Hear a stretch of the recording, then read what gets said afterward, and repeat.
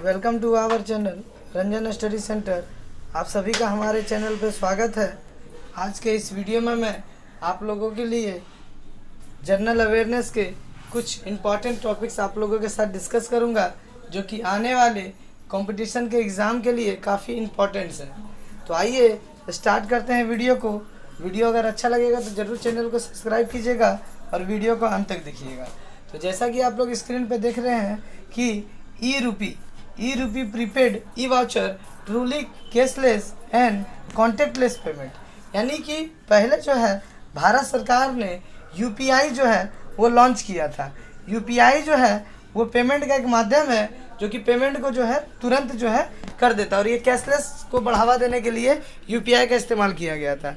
लेकिन अब भारत सरकार ई रुपीज़ यूपीआई जो है वो लॉन्च 2 अगस्त 2000 इसी साल 2 अगस्त को, यानी 2 अगस्त 2021 को भारत सरकार ने ये जो कैशलेस है सुविधा वो लॉन्च कर दिया है, जिसका नाम है ई रूपी यूपीआई।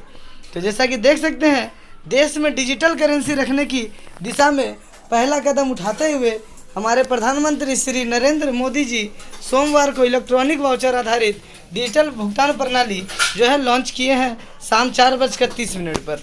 यह जो सुविधा है वो यूपीआई ट्रांजैक्शन के लिए है। यूपीआई का ट्रांजैक्शन होगा। यूपीआई का पूरा नाम है unified payments interface. Unified payment interface, जिसके द्वारा जो है आप लोग लगभग सभी ऐप के द्वारा जो है पेमेंट कर सकते हैं, जैसे फ़ोनपे, गूगल पे, पेटीएम, इन सभी के द्वारा जो ट्रांजैक्शंस होता है ऑनलाइन कैशलेस, उसे ही यूपीआई जो है यूपीआई द्वारा किया जाता है। और ये सभी को जो कंट्रोल करती है वो एनपीसीआई, जो कि भारतीय राष्ट्रीय भुगतान निगम, national payments corporation of India, NPCI के अंतर्गत ये सारा जो यूपीआई है वो सारा काम करता है। तो आइए जानते हैं एनपीसीआई का फुल फॉर्म और उसके बारे में कुछ बातें। एनपीसीआई का फुल फॉर्म है national payment corporation of India.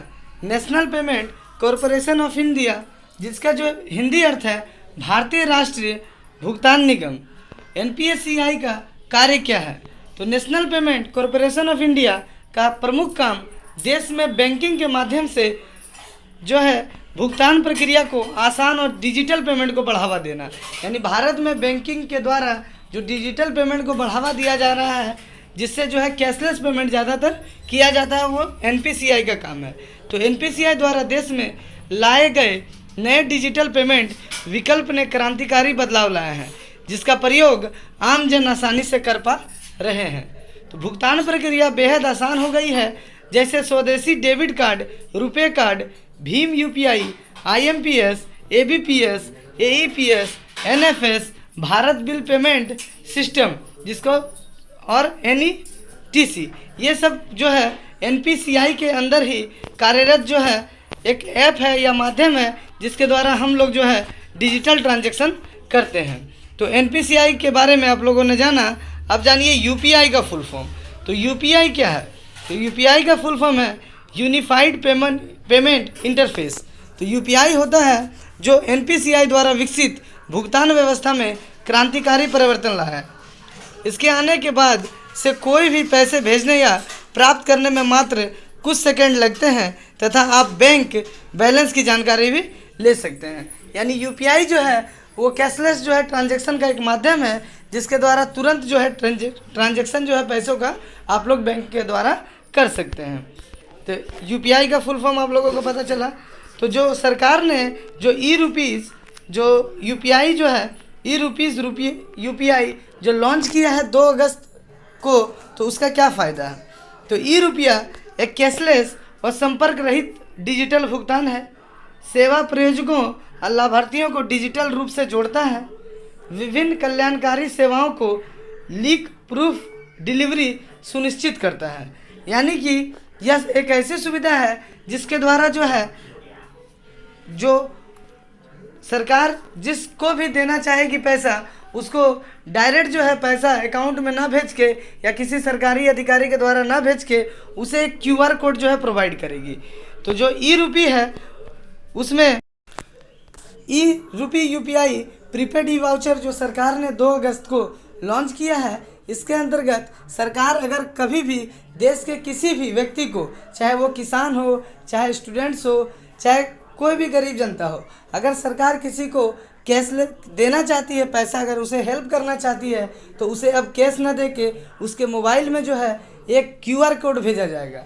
QR code भेजा जाएगा जिसके द्वारा QR कोड के जरिए वो जो है उसका लाभ उठा सकते हैं। जैसे अगर सरकार मान लीजिए कि किसी स्टूडेंट को 1000 रुपया पढ़ाई के लिए देना चाहती है, तो 1000 रुपया का जो स्टूडेंट के अकाउंट में ना कर उसके मोबाइल में उसके नंबर पर एक QR कोड आएगा, जिसका यूज़ करके वो जो है अपना पढ़ाई में उसका यूज़ कर सकते हैं। और यह इसलिए किया गया है क्योंकि सरकार जितनी भी योजनाओं के तहत लोगों को जो पैसा देती है वो लोगों तक सही रूप से पहुंच नहीं पाता है। इसीलिए सरकार ने इन सब चोरी को रोकने के लिए जो है यह व्यवस्था नई लागू की है, ई-रूपी UPI, जिसके